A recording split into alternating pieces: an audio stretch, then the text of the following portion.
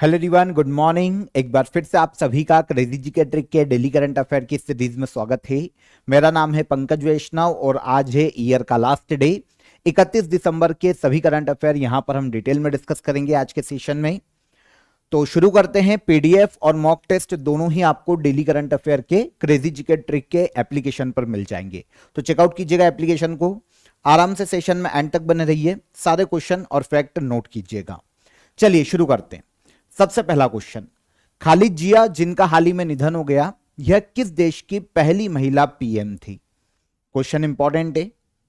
खालिद जिया की बात करें तो यह पहली महिला पीएम रही है बांग्लादेश की। और अभी हमने देखा है रिसेंटली बांग्लादेश में हालत बहुत ज्यादा खराब है। जब से शेख हसीना हटी है बांग्लादेश से, उसके बाद बांग्लादेश की हालत दिन ब दिन बदतर होती जा रही है। तो इस केस में खालिद जिया बहुत ही इंपॉर्टेंट हो जाती है, क्योंकि हमारा एक नेबर कंट्री भी है, तो यहां से क्वेश्चन आने की संभावना भी ज्यादा होगी। तो खालिद जिया बांग्लादेश की पहली महिला पीएम के रूप में काम कर चुकी है। आइए पूरी डिटेल जानते हैं खालिद जिया के बारे में। देखिए, 80 वर्ष की आयु में इनका निधन हो गया। काफी अलग अलग डिसीज थी इनको, इलाज काफी लंबे समय से चल रहा था। अब 80 वर्ष की आयु में इनका निधन हो गया। बांग्लादेश की पहली महिला पीएम, ये बांग्लादेश नेशनलिस्ट पार्टी से आती है। बांग्लादेश नेशनलिस्ट पार्टी इसकी चेयरपर्सन थी खालिद जिया। 3 बार बांग्लादेश की पीएम रही है। सबसे पहली बार ये पीएम बनी थी 1991 में, तब इन्होंने अपना 5 साल का टेन्योर पूरा किया था। 1991 से 1996 तक पहली बार इन्होंने पीएम के रूप में कार्यभार संभाला था। और बांग्लादेश में पार्लियामेंट्री सिस्टम की शुरुआत करने का श्रेय दिया जाता है खालिद जिया को, खालिदा जिया। उसके बाद सेकेंड टेन्योर इनका देखने को मिलता है 1996 में ही, लेकिन कुछ समय के लिए काफी छोटा टेन्योर था, फिर रिजाइन किया इन्होंने और आगे चलकर थर्ड टेन्योर इनका रहा 2001 से 2006 तक। तो 3 बार बांग्लादेश की पीएम बनी। 1991 में बांग्लादेश की पीएम बनने वाली पहली महिला खालिदा जिया, 80 वर्ष की आयु में इनका निधन हो गया। बांग्लादेश की कैपिटल है ढाका और यहां की ऑफिशियल करेंसी है टका। ठीक है, फर्स्ट फीमेल पीएम हो गई खालिदा जिया। पार्टी समझ में आ गई, बांग्लादेश नेशनलिस्ट पार्टी। और वर्तमान में एक अंतरिम पीएम के रूप में काम कर रहे हैं बांग्लादेश में मोहम्मद यूनुस। ऑलमोस्ट जनवरी फरवरी में इलेक्शन होना है बांग्लादेश में, तो ये इलेक्शन को टालने के लिए अभी बांग्लादेश की ऐसी हालत इन्होंने करी हुई है। तो मोहम्मद यूनुस अंतरिम पीएम के पद पर हैं बांग्लादेश में। अभी इंग्लैंड के एक पूर्व क्रिकेटर का भी निधन हुआ है जिनका नाम है ह्यू मॉरिस। वैसे ये इतने फेमस नहीं रहे, लेकिन इसीलिए हमने से इन्हें नोट में इंक्लूड किया है। 62 ईयर की एज में इनका निधन हो गया है। ह्यू मॉरिस किस देश के पूर्व क्रिकेटर हैं? तो इंग्लैंड के पूर्व क्रिकेटर रहे हैं। सेकंड क्वेश्चन पर आइए। पार्वती अर्गा बर्ड सेंचुरी को इको सेंसिटिव जोन घोषित किया गया। यह बर्ड सेंचुरी भारत के किस राज्य में स्थित है? नाम क्या है? Parvati अर्गा bird sanctuary. यह हमें देखने को मिलती है भारत के उत्तर प्रदेश राज्य में। रिसेंटली इस बर्ड सेंचुरी को इको सेंसिटिव जोन घोषित किया गया। अब आप बोलेंगे सर ये इको सेंसिटिव जोन क्या होता है?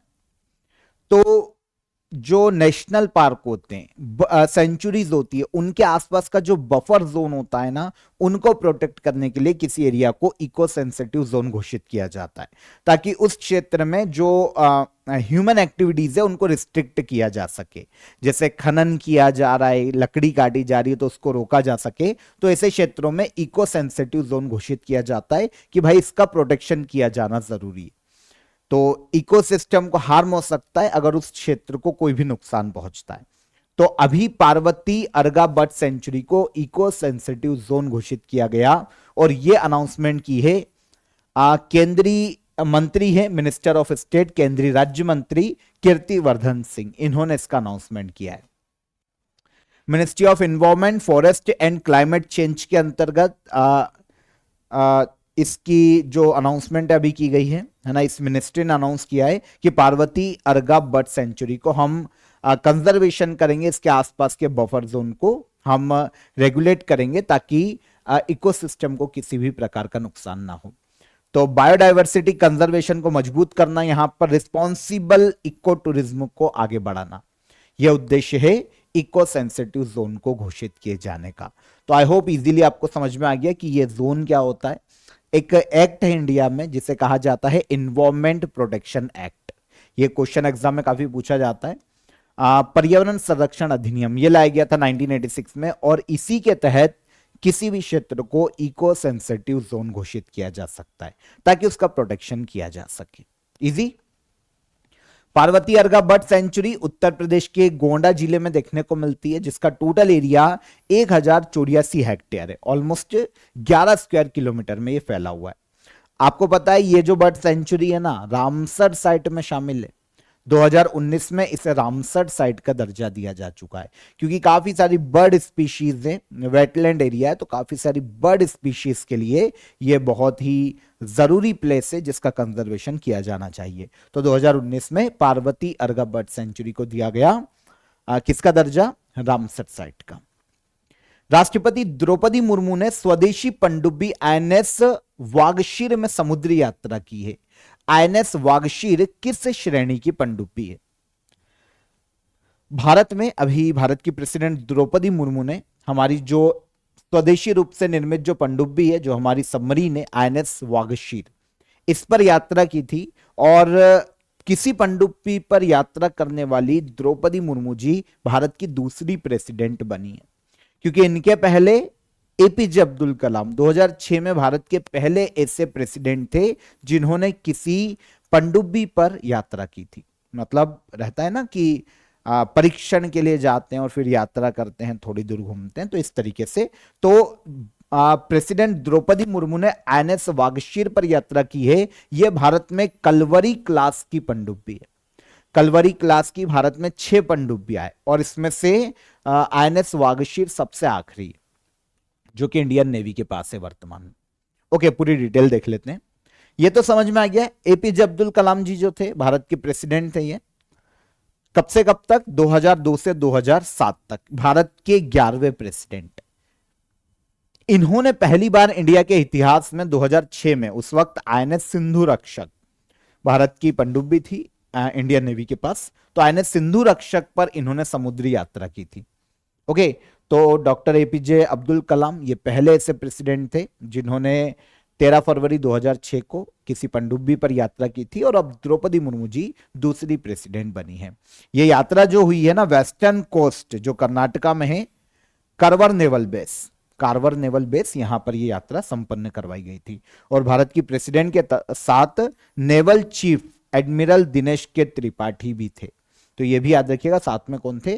जो नेवी चीफ है हमारे वर्तमान में, एडमिरल दिनेश के त्रिपाठी। आईएनएस वागशीर, इसी की बात कर रहे थे हम। भारत में प्रोजेक्ट 75 जो स्कॉर्पियन प्रोजेक्ट के नाम से जाना जाता है, एक्चुअल में इसके तहत भारत में पनडुब्बियों का निर्माण किया गया था। आगे हम प्रोजेक्ट की भी बात करेंगे। तो प्रोजेक्ट 75 के तहत कलवरी क्लास की पनडुब्बियों का निर्माण किया गया था। अब कलवरी क्लास की पनडुब्बियों में 6 पनडुब्बियां हैं, आगे हमको मिलेगा। इनमें से सबसे आखिरी है आईएनएस वागशीर। ये एक डीजल इलेक्ट्रिक कन्वेंशनल सबमरीन है, मतलब दोनों से चल सकती है। 6th और last submarine of Kalvari class की सबसे आखिरी पनडुब्बी। कमीशन किया गया था जनवरी 2024 में इंडियन नेवी में। अगर इसकी स्पीड देखते हैं तो अप्रोक्स 11 नॉटिकल मिल है ना पर आवर की इसकी स्पीड देखने को मिलती है सरफेस पर। एक नॉटिकल मिल में ऑलमोस्ट 1.8 किलोमीटर हो जाएगा, तो इंटू 11 कर लेना, है ना। तो 11 नॉटिकल मिल पर आवर सरफेस पर स्पीड है, और पानी के अंदर स्पीड देखें तो ये अप्रोक्स 20 नॉटिकल मिल तक देखने को मिलती है पर आवर। तो यह है स्पीड आईएनएस वागशीर की। अदर जो सबमरीन है उनकी बात करें जो कि कलवरी क्लास के तहत बनाई गई है, तो आईएनएस कलवरी ये पहली थी, फिर आईएनएस खांडेरी, आईएनएस करंज, आईएनएस वेला और आईएनएस वागीर, और इसके बाद आती है आईएनएस वागशीर, छठी पनडुब्बी।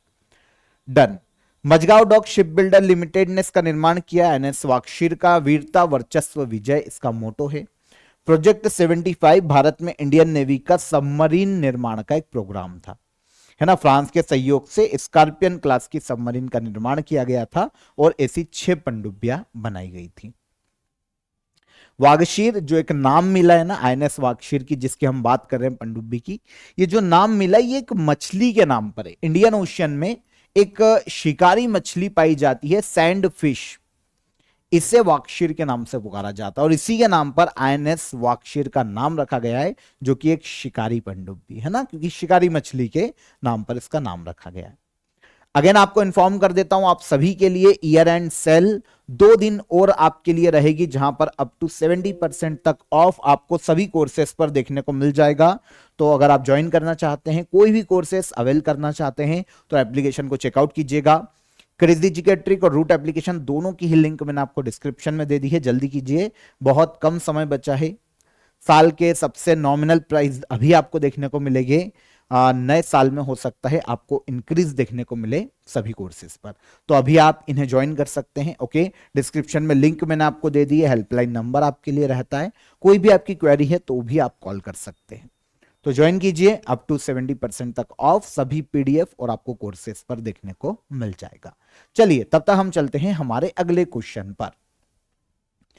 T20 इंटरनेशनल क्रिकेट में एक पारी में 8 विकेट लेने वाले पहले पुरुष गेंदबाज सोनम येशे किस देश से संबंधित है? T20 इंटरनेशनल क्रिकेट में एक ही पारी में 8 विकेट लेने का वर्ल्ड रिकॉर्ड बनाया है पुरुषों में सोनम येशे ने, और ये आते हैं भूटान के, भूटान से। कहां के खिलाड़ी है? भूटान के क्रिकेटर है सोनम येशे, ठीक है। तो अभी क्या हुआ है कि मेंस T20 इंटरनेशनल के इतिहास में इन्होंने एक पारी में 8 विकेट लिए, और ऐसा करने वाले दुनिया के पहले गेंदबाज। म्यांमार के खिलाफ हालांकि ये मैच था, है ना, आईसीसी का टूर्नामेंट है तो हमको लेना पड़ेगा, और इंपॉर्टेंट हो जाता है क्योंकि आईसीसी का टीम मान लेते हैं कि कमजोर है क्रिकेट में, पर आईसीसी का टूर्नामेंट है। तो भूटान के हैं सोनम येशे, जिन्होंने म्यांमार के खिलाफ एक मैच में T20 में 8 विकेट लिए। ओके, 4 ओवर में एक मेडन के साथ इन्होंने केवल 7 रन दिए और 8 विकेट लिए। ये जो मैच है ये गैलेफू में खेला गया था, और जो प्रीवियस रिकॉर्ड हमको देखने को मिलता है वो हमें देखने को मिलता है बेस्ट बॉलिंग का। मलेशिया के एक प्लेयर हैं सैयदरुल इदरस, सैयदरुल इदरस, ये मलेशिया के क्रिकेटर हैं। तो इन्होंने एक मैच में 7 विकेट लिए थे 8 रन देकर, और अब जब सोनम येशे की बात करते हैं तो इन्होंने 8 विकेट लिए हैं 7 रन देकर। तो ये T20 का वर्ल्ड रिकॉर्ड नया बना है भूटान के खिलाड़ी सोनम येशे। भूटान की कैपिटल है थिम्पू, है ना, भारत का नेबर कंट्री है। निगुल्ट्रम यहाँ की ऑफिशियल करेंसी है, और प्राइम मिनिस्टर शेरिंग तोब्गे देखने को मिलते हैं भूटान में। आईसीसी जो कि इंटरनेशनल क्रिकेट खेलों को गवर्न करने वाली बॉडी है, इसकी स्थापना 1909 में हुई थी, दुबई यूएई में इसका हेडक्वार्टर है, और जय शाह प्रेसिडेंट है वर्तमान में आईसीसी के। इंडिया के हैं Jay Shah. Rare earth element या ऑक्साइड रिजर्व के मामले में 2025 में भारत ने कौन सा स्थान प्राप्त किया?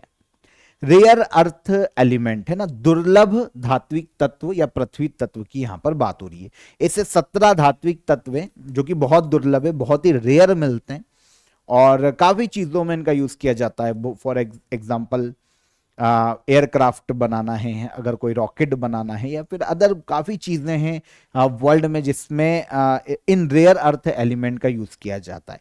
इवन जो न्यूक्लियर एनर्जी बनाना है, या फिर बहुत सारी चीजें XYZ, तो इनका मिलना भी बहुत मुश्किल है और जरूरी भी काफी सारे।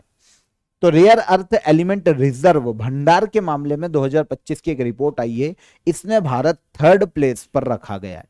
मतलब रेयर अर्थ एलिमेंट तीसरा सबसे बड़ा भंडार इंडिया में देखने को मिलता है, यह रिपोर्ट में कहा गया है।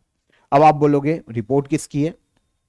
तो एमिकस ग्रोथ रिपोर्ट है ये, ठीक है। एमिकस ग्रोथ एडवाइजर एक एडवाइजरी फर्म है, ये इंडिया की ही है, रिसर्च इंस्टीट्यूट आप इसको कह लो। तो इसने इस रिपोर्ट को जारी किया ये एमिकस ग्रोथ रिपोर्ट के नाम से, और इसने बताया है रेयर अर्थ एलिमेंट के भंडार और प्रोडक्शन के बारे में कि किसके पास सबसे ज्यादा भंडार है और कौन सबसे ज्यादा प्रोडक्शन कर पा रहा है। तो इस रिपोर्ट में बताया गया है, 28 दिसंबर को यह रिपोर्ट वैसे जारी की गई थी, ठीक है। तो इसमें बताया गया कि रेयर अर्थ रिजर्व जो है उसमें भारत तीसरे नंबर पर। भारत के पास 6.9 मिलियन टन का रेयर अर्थ ऑक्साइड का रिजर्व है।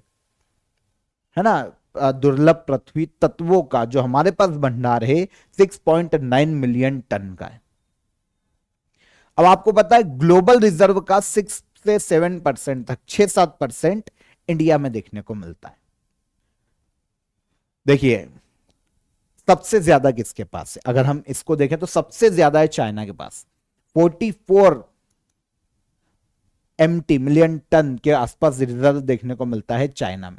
ब्राजील में देखने को मिलता है 21 मिलियन टन का रिजर्व। फिर थर्ड नंबर पर आता है इंडिया, 6.9 मिलियन टन का रिजर्व देखने को मिलता है इंडिया के पास। ये रिजर्व है, समझना, ये प्रोडक्शन नहीं है, ये रिजर्व है। तो सबसे ज्यादा चाइना के पास है रिजर्व, फिर सेकंड पर आता है ब्राजील और थर्ड पर आता है इंडिया। फिर उसी हिसाब से फिर वियतनाम और रशिया चौथे पांचवें नंबर पर आते हैं। अब प्रोडक्शन की बात करते हैं, तो भले ही हम भंडारण क्षमता में या रिजर्व में तीसरे नंबर पर आते हैं, लेकिन रेयर अर्थ एलिमेंट के प्रोडक्शन में इंडिया 7वें नंबर पर आता है। पहले पर चाइना ही है, जहां पर सबसे ज्यादा भी।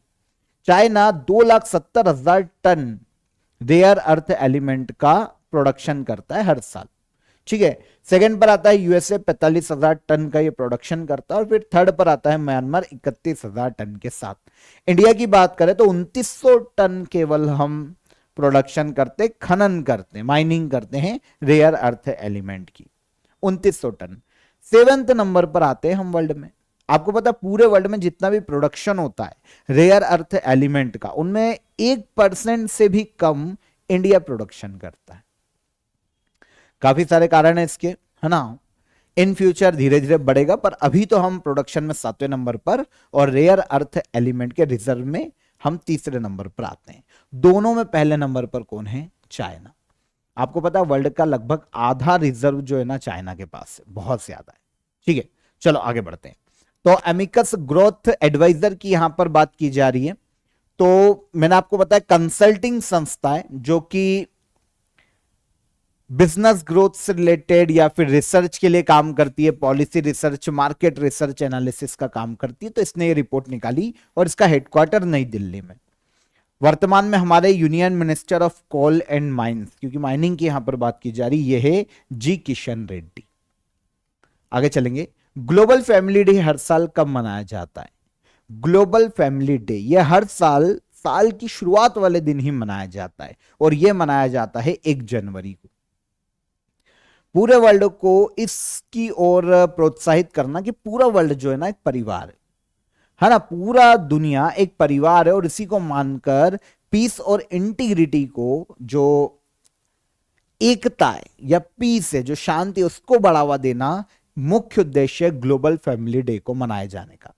ओके, दुनिया को एक वैश्विक परिवार के रूप में देखना, ताकि पूरे वर्ल्ड में पीस, हार्मनी बढ़ाई जा सके, और इसके अलावा नए साल की शुरुआत को सकारात्मक तरीके से शुरू किया जा सके कि भैया हम पीस के साथ नए साल की शुरुआत करेंगे। इसलिए ग्लोबल फैमिली डे मनाया जाता है 1 जनवरी को। 1999 में यूनाइटेड नेशन की जो मेंबर कंट्रीज है उन्होंने इसका प्रस्ताव पारित किया था, और नेक्स्ट ईयर सन 2000 से इसकी शुरुआत की गई। तो पहली बार जो ग्लोबल फैमिली डे मनाया गया वो 1 जनवरी सन 2000 को मनाया गया था। तब से ये हर साल मनाया जा रहा है। अब 2026 की जो 1 जनवरी कल है, तो कल की जो थीम है 2026 की, वो तो अभी तक ऑफिशियली अनाउंस नहीं की गई है। तो हम 2025 की थीम की बात कर लेते हैं। One world one family building bridge across generation, ये थीम रखी गई है ग्लोबल फैमिली डे की। 2025 की थीम है, 2026 की अभी नहीं आई। तो कब मनाया जाता है? 1 जनवरी को हर साल मनाया जाता है। 2025 में आयुष्मान भारत प्रधानमंत्री जन आरोग्य योजना में दिल्ली और ओडिशा को 2 नए राज्य और यूटी के रूप में शामिल किया गया।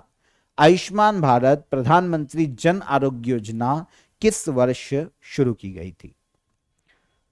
तो भारत में 33 राज्य और यूटी, दिल्ली और ओडिशा को मिलाकर आयुष्मान भारत योजना में शामिल हो चुके हैं। केवल एक बचा है पश्चिम बंगाल, वो अभी तक शामिल नहीं हुआ है, ठीक है ना। तो आयुष्मान भारत प्रधानमंत्री जन आरोग्य योजना के एमओयू काफी पहले दिल्ली और ओडिशा ने साइन कर लिए थे। तो इस तरीके से ये भारत के 34वें और 35वें राज्य और यूटी बने थे जिन्होंने आयुष्मान भारत के तहत रजिस्टर्ड हुए, और यहां पर आयुष्मान भारत शुरू की जानी थी। अब फाइनली जो आयुष्मान भारत योजना है उसको फैलाया गया है, दिल्ली और ओडिशा में भी ये शुरू की जा चुकी है। तो ये जो योजना है ये 2018 में भारत में शुरू की गई थी। आपको पता होगा हर परिवार को प्रति परिवार 5 लाख रुपए तक का हेल्थ इंश्योरेंस कवर दिया जाता है आयुष्मान भारत प्रधानमंत्री जन आरोग्य योजना के तहत। तो ओडिशा ने जनवरी 2025 में इसके एमओयूज को साइन किया था और 34th स्टेट बना था ये, और फिर 35th स्टेट या यूटी के रूप में शामिल हुई थी अप्रैल 2025 में दिल्ली। और अब फाइनली इस योजना का विस्तार इन दोनों राज्यों में भी कर दिया गया है और 35 राज्य और यूटी हो गए हैं प्रधानमंत्री जन आरोग्य योजना के तहत, आयुष्मान योजना के तहत। एक बचा है पश्चिम बंगाल। भारत में जो हेल्थ सेक्टर है उसकी सबसे बड़ी योजना है ये। गरीब परिवारों को प्रति परिवार 5 लाख रुपए तक का बीमा कवर दिया जाता है आयुष्मान भारत योजना के तहत। 23 सितंबर 2018 को इसे शुरू किया गया था। भारत के पीएम नरेंद्र मोदी ने इसे अनाउंस किया था झारखंड के रांची से। पीएम नरेंद्र मोदी ने इसे लॉन्च किया था, झारखंड के रांची से ये शुरू की गई थी। और नेशनल हेल्थ अथॉरिटी जो कि मिनिस्ट्री ऑफ हेल्थ और फैमिली वेलफेयर के अंतर्गत आती है, उसके द्वारा ये योजना संचालित की जा रही है इंडिया में। तो कब शुरू की गई थी? 2018 में। ओके, योजना के तहत 5 लाख रुपए पर फैमिली तक का कैशलेस कवर दिया जाता है, हेल्थ इंश्योरेंस दिया जाता है।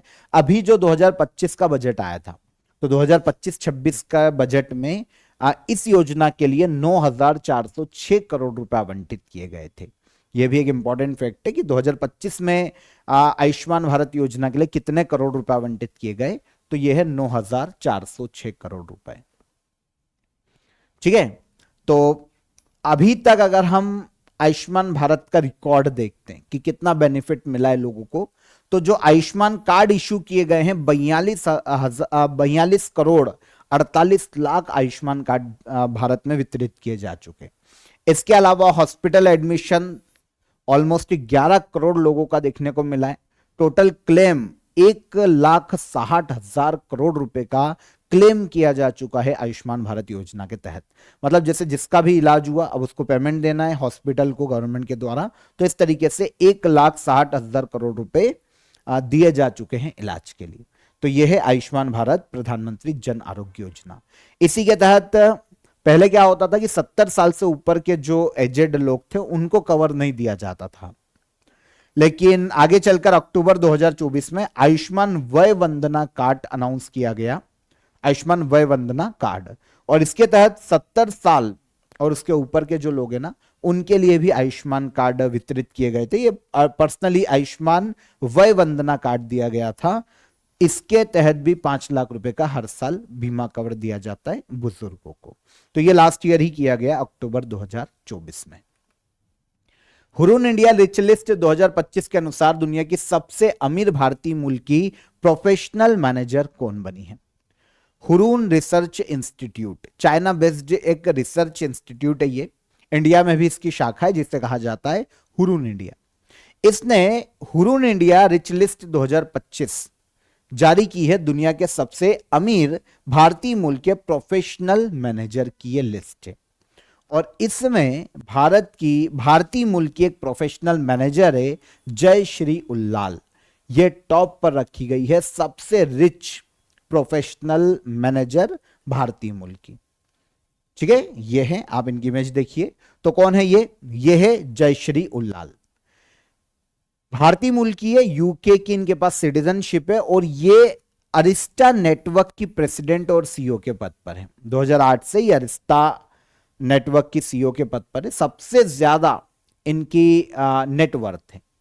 जो भारतीय मूल के जितने भी ऐसे हैं जो कि प्रोफेशनल मैनेजर के रूप में वर्ल्ड में काम कर रहे हैं, सीईओ के रूप में या प्रोफेशनल मैनेजर के रूप में, तो इनमें सबसे ज्यादा जो पैसा है ना, वो किसके पास है? वो है जय श्री उल्लाल के पास।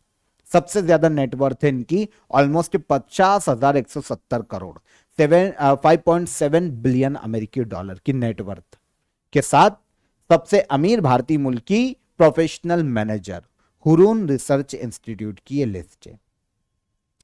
टॉप रैंक में भारत के जो इंडियन ओरिजिन के जो प्रोफेशनल मैनेजर है उनको रैंक किया गया है। दूसरे नंबर पर सत्या नडेला आते हैं और सुंदर पिचई, यहाँ पर सत्या नडेला सेकंड नंबर पर आते हैं। तो सत्या नडेला और सुंदर पिचई को भी इन्होंने पीछे छोड़ा। तो इंपॉर्टेंट हो जाती है जयश्री उल्लाल, ठीक है ना। प्रोफेशनल मैनेजर क्या होते हैं? कंपनी के फाउंडर नहीं होते, लेकिन इनका स्टेक होता है ना, इक्विटी होल्डिंग होती है और सैलरी पे काम करते हैं। कॉर्पोरेट गवर्नेंस में एक महत्वपूर्ण पद होता है प्रोफेशनल मैनेजर का। तो हुरून इंडिया रिच लिस्ट में पहले नंबर पर आ गई जयश्री उल्लाल, 50,170 करोड़ की इनकी नेटवर्थ है। सेकंड पर है सत्या नडेला, ऑलमोस्ट 9,770 करोड़ की इनकी नेटवर्थ है। तो यह है सबसे rich professional manager. Hurun research institute 1999 में स्थापना की गई, चीन के शंघाई में इसका हेडक्वार्टर देखने को मिलता है। और इसका जो इंडिया शाखा है हुरून इंडिया, ये 2012 में स्थापित की गई थी, जिसके इंडियन हेड अनास रहमान जुनैद है। विश्व पुलिस और फायर गेम्स 2029 की मेजबानी कौन सा देश करेगा? देखिए, विश्व पुलिस और फायर गेम्स ये इंटरनेशनल लेवल के गेम्स है जो कि ओलंपिक की तरह आयोजित किए जाते हैं। और इसमें वर्ल्ड की जो पुलिस होती है ना अलग अलग देशों की, और जो फाइटर होते हैं, जो फायर पुलिस होती है, वो यहां पर गेम्स में पार्टिसिपेट करती है, उनके लोग पार्टिसिपेट करते हैं, है ना। तो विश्व पुलिस और फायर गेम्स 2029 की मेजबानी करेगा इंडिया। भारत के गुजरात में 2029 में विश्व पुलिस और फायर गेम्स का आयोजन किया जाएगा, और यह पहली बार है कि यह गेम इंडिया में आयोजित किए जा रहे हैं। इंपॉर्टेंट है और इंटरेस्टिंग है, याद रखिएगा। अच्छा, मुख्य रूप से अहमदाबाद, गांधीनगर, ऐसे कुछ शहरों में गुजरात में ये इवेंट होंगे। राष्ट्रीय रक्षा यूनिवर्सिटी गुजरात में ये इन खेलों को आयोजित करेगी स्पेशली, और 8 अलग अलग जो स्पोर्ट्स इवेंट है वो आयोजित किए जाएंगे। राष्ट्रीय रक्षा यूनिवर्सिटी 8 खेलों की मेजबानी करेगा। फॉर एग्जांपल रेसलिंग, है ना, बेंच प्रेस या बॉडी बिल्डिंग, और ऐसे काफी सारे अलग अलग जो गेम्स है वो आयोजित किए जाएंगे। World police and fire games 2029 में कहां होंगे? इंडिया में। 2 साल में एक बार होते हैं। जैसा कि मैंने आपको बताया कि इंटरनेशनल एथलेटिक्स कॉम्पिटिशन, ओलंपिक की तरह इनका आयोजन किया जाता है, और वर्ल्ड के जितने भी देशों की पुलिस है, जो फायर फाइटर है, वो यहां पर पार्टिसिपेट करते हैं। 2 साल में एक बार यह आयोजित किया जाता है। 70 देश यहां पर पार्टिसिपेट करते हैं, और 60 से ज्यादा गेम्स खेले जाते हैं।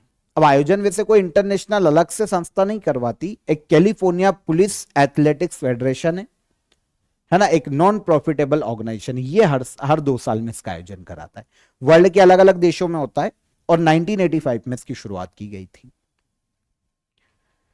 जो लास्ट एडिशन हुआ था वो था 21वां एडिशन, जून जुलाई मंथ में 2025 में, इसी साल हुआ है बर्मिंघम में, यूएसए में, है ना। तो ये यूएसए में हुआ था। अल्बामा यूएसए का क्षेत्र है जहां पर इसका आयोजन किया गया। यूएसए याद रख लो, आप तो क्षेत्र को याद रखो। तो यूएसए में आयोजित किया गया 21th एडिशन। यूएसए पहले स्थान पर रहा मेडल टेली में, सेकंड पर रहा था ब्राजील, और थर्ड पर इंडिया रहा था। 588 मेडल हमने जीते थे world police and fire games 2025 में। तो ये हो गया सेकंड। अब जो 2027 में आयोजित किया जाएगा, इंडिया में तो 2029 में होना है, 2027 में 22वां एडिशन ऑस्ट्रेलिया के पर्थ में होगा, और फिर उसके बाद 23वां एडिशन 2029 में होगा गुजरात के अहमदाबाद में।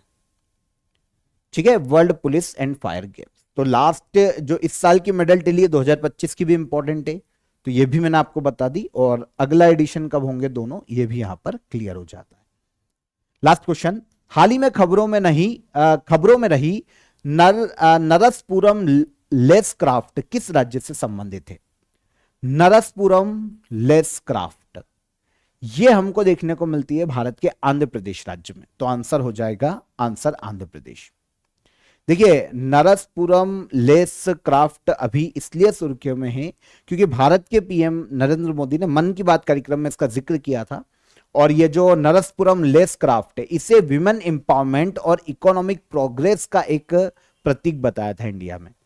तो इसके बाद ये काफी सुर्खियों में रही क्योंकि इसे जीआई टैग भी दिया जा चुका है, और one product one state one product जो है उसमें भी इसको वन डिस्ट्रिक्ट वन प्रोडक्ट में भी इसको शामिल किया जा चुका है।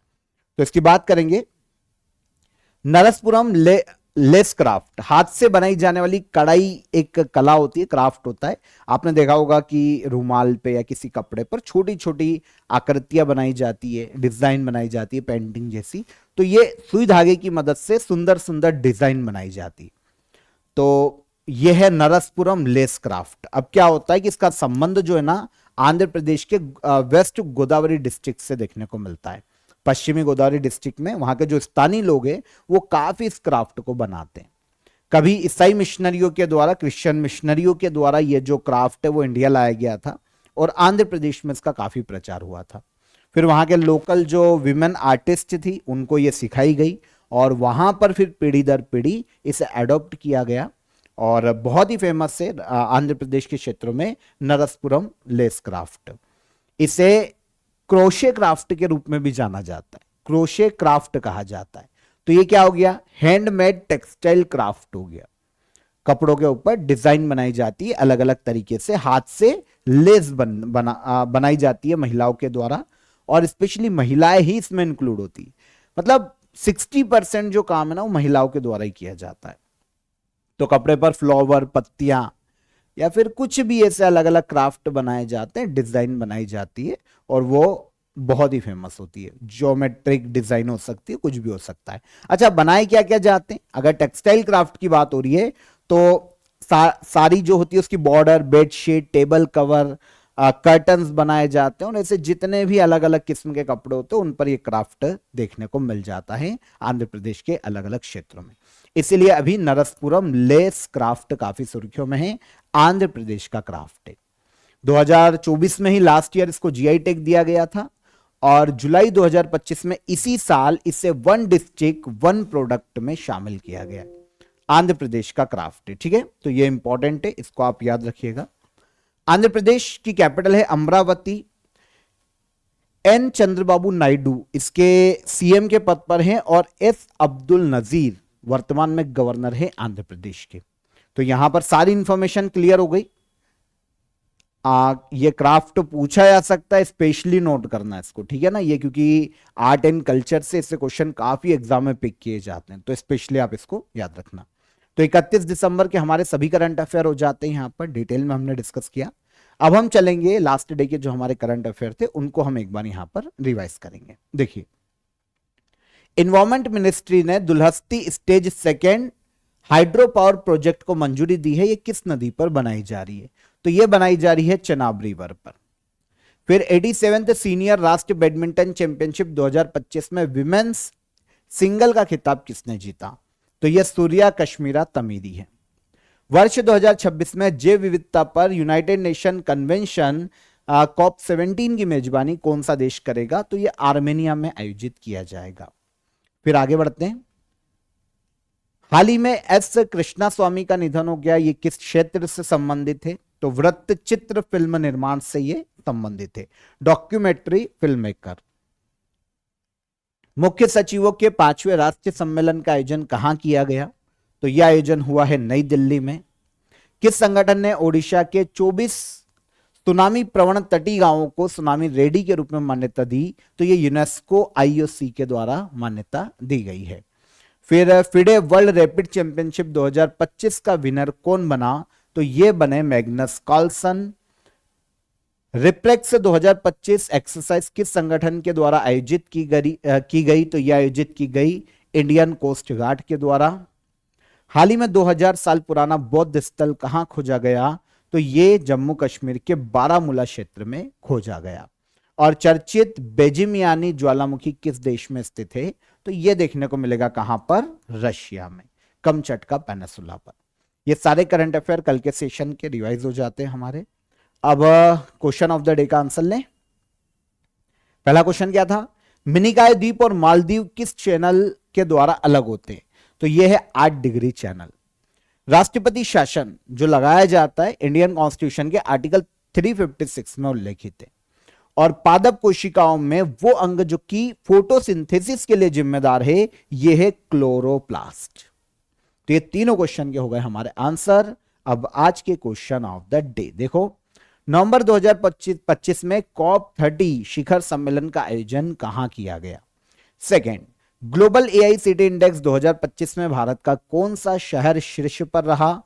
और स्क्वैश वर्ल्ड कप 2025 का खिताब किस देश ने जीता है?